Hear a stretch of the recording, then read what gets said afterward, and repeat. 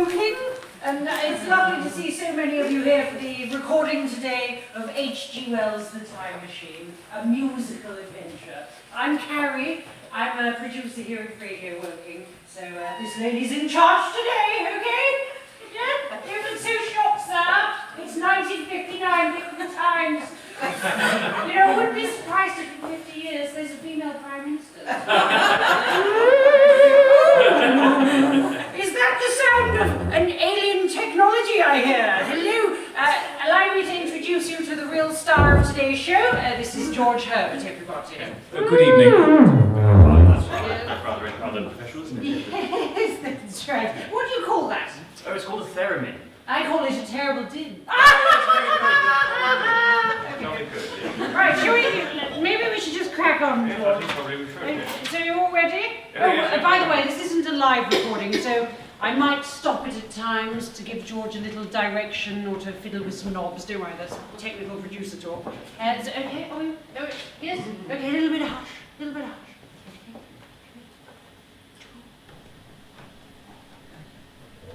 Good afternoon.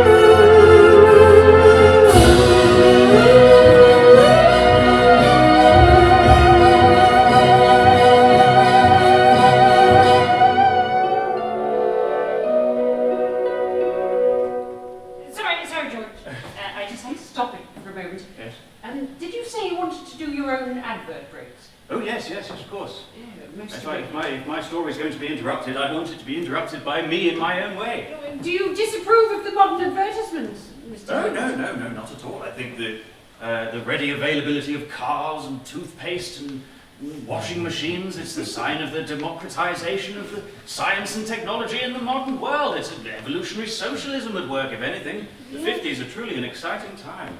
Yes, what could be more exciting than toothpaste? All right, are you ready then? Oh, yes. Right, we'll start again. Okay. Here we go.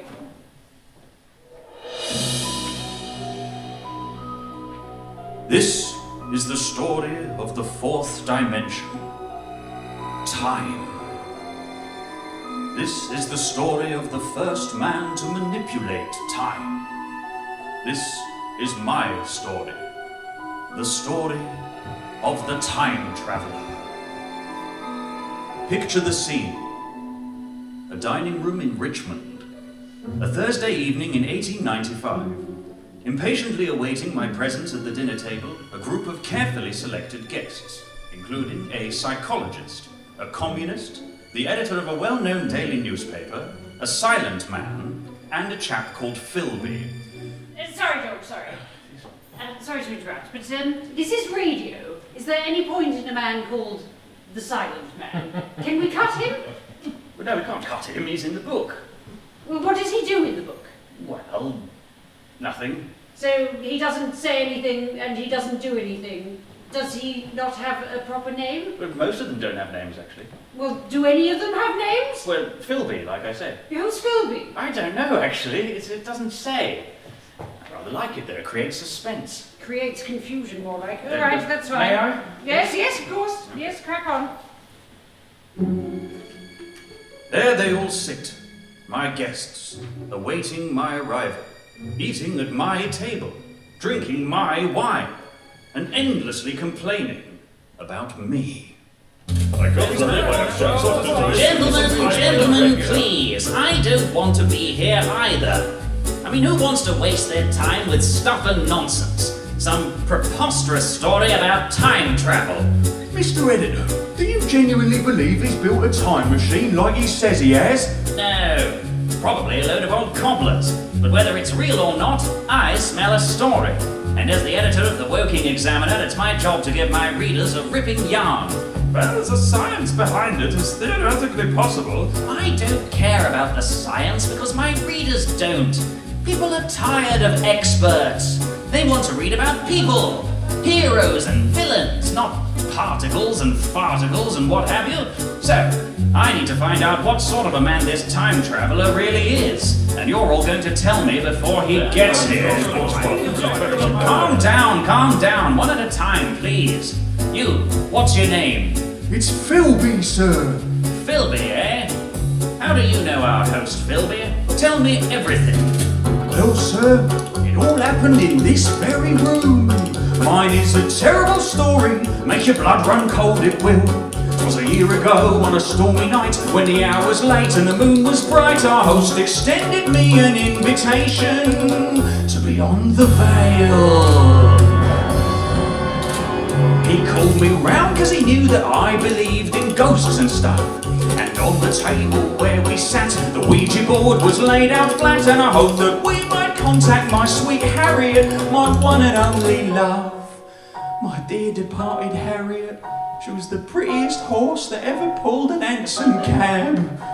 He chanted incantations, then I heard a sound I knew, the eerie clop, clop, clopping of 4 ghostly little hooves. The glass moved on the Ouija board, the name was crystal clear, Harriet.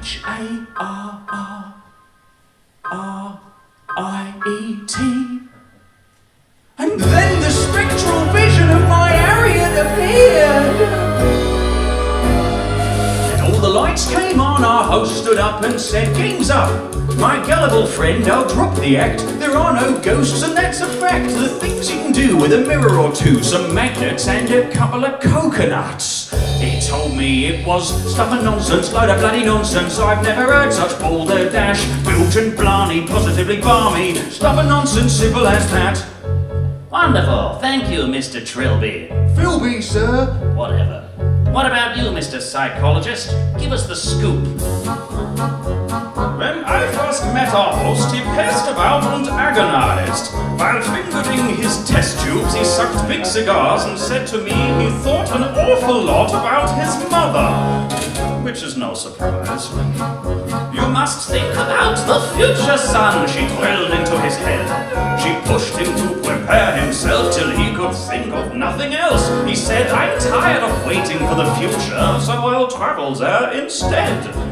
Very literal man, it would seem. I tried to tell him that her words were purely metaphorical, but still he seemed to treat her like some kind of Delphic oracle. I said, "I don't believe your mother means for you to build an actual time machine." But he said that was stuff and nonsense, load of bloody nonsense. I've never heard such balderdash, bilge and blarney, positively balmy. Stuff and nonsense, simple as that. Wonderful, fantastic. I'm really starting to get a picture of the man. What about you, Mr. Communist? What do you think? I will tell you what I think. If he has built a time machine, then I will eat my hat. His motives are quite clear to me, for he is petty bourgeoisie. He wants to use this fiction to take power from the proletariat. He'll say that in the future all the markets will be free. He'll say the left will go berserk, that communism will not work. He wants to keep means of production in the hands of bourgeoisie elite. He'll say that he was guided by his conscience, but that is, how you say, stuff and nonsense? Exactly! Stuff and nonsense, a lot of bloody nonsense. I've never heard such balderdash, bilge and blarney, positively balmy. Stuff and nonsense, simple as that. I have it. A sensational portrait of this so-called time traveler. He's a cruel and evil, most deceitful man who likes to frighten people, health professionals, uncovered weird obsessions with his mother, mercenary and avaricious, highly queer and quite suspicious, practicer of mischief most obscene. And he says he's built a time machine.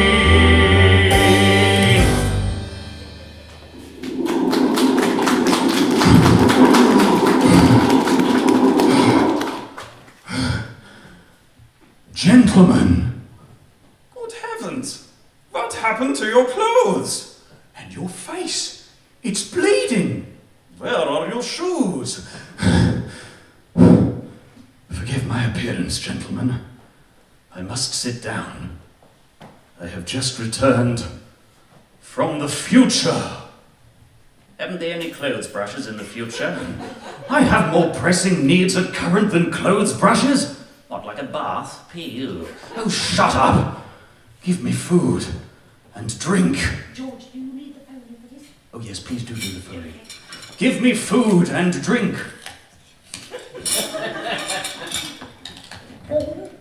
Yes, that's jolly good, very good. Wonderful. I must apologize, gentlemen. I was simply starving. I've had the strangest time. If I tell you about it, you'll think me a liar. But it's true, damn it, every word. Damn your eyes, I'll tell you all right. But you must refrain from interruptions, is it agreed?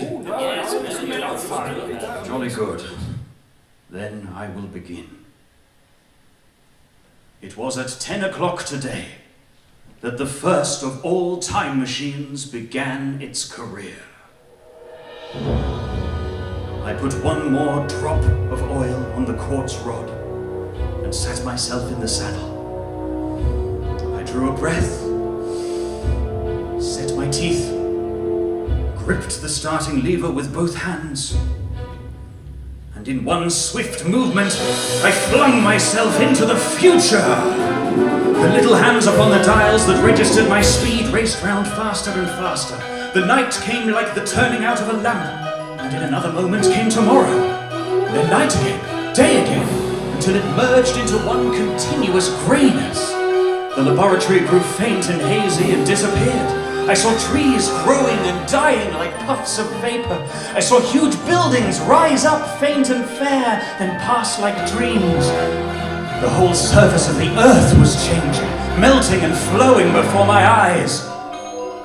It's difficult to explain the peculiar sensation of time travel, though I felt a growing horror at knowing I was hurtling at tremendous speed into the unknown. With a sudden lurch of fear, I tugged upon the stopping lever. And in an instant, the moving landscape shuddered to a standstill around me. The machine went reeling over onto its side, and I was flung headlong through the air.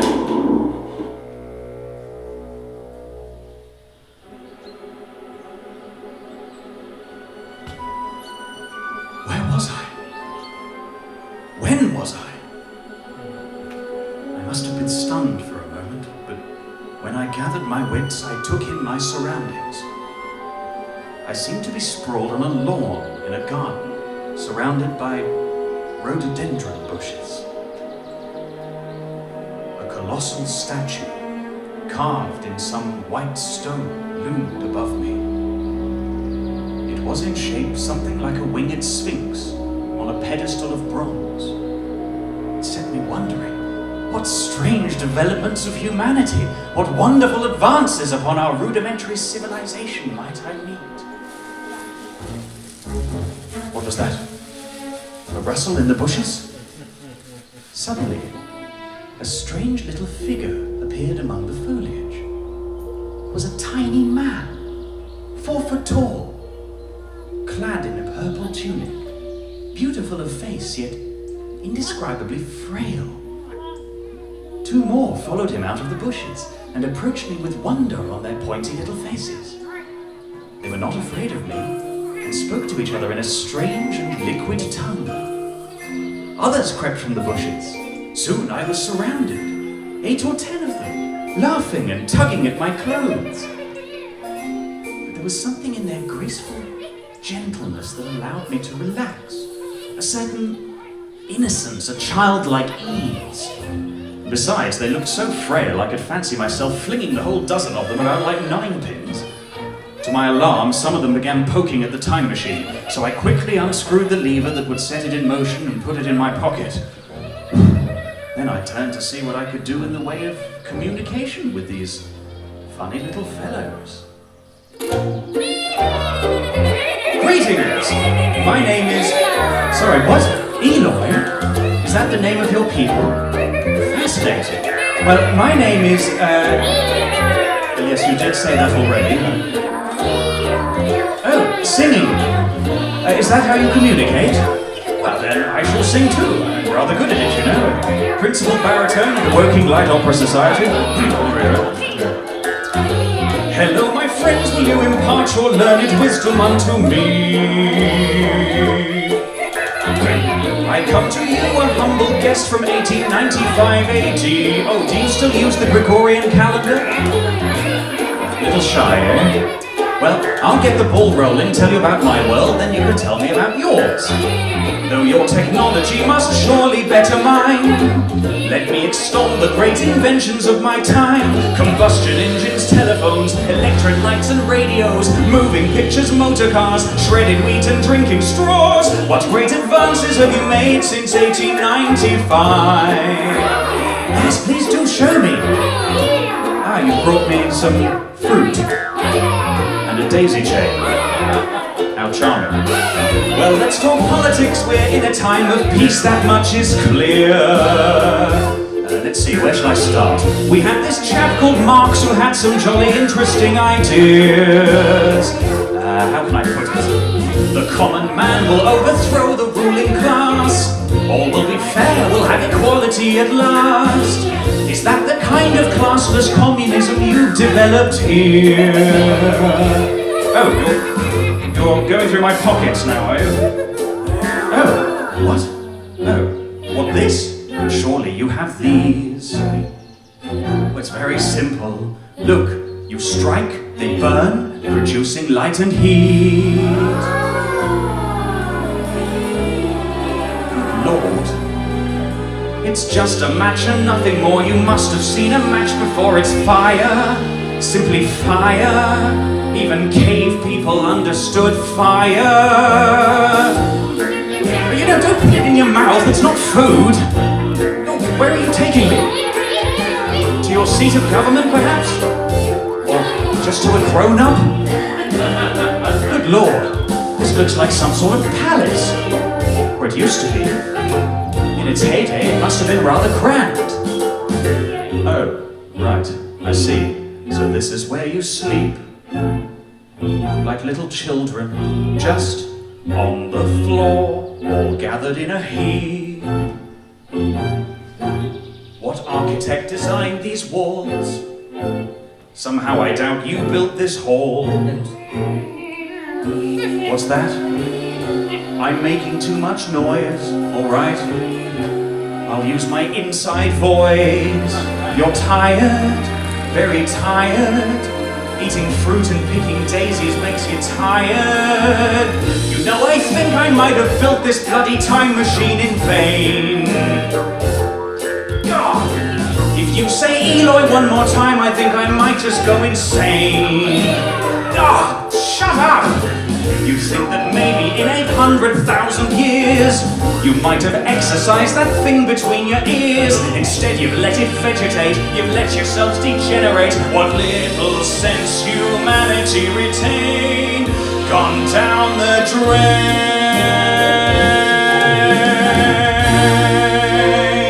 Do you still have drain?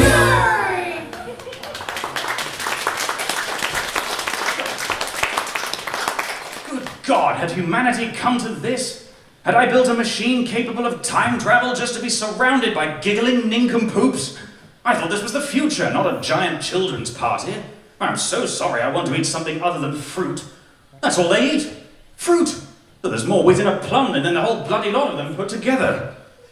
In a rage, I turned to leave the insufferable Eloy and return to my machine,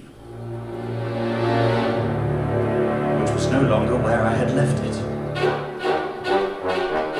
There was the white sphinx, the lawn, the bushes, but nothing else. It was gone. Gone, I say. The time machine was gone, and I was stuck 800,000 years in the future with the bloody Eloy. No!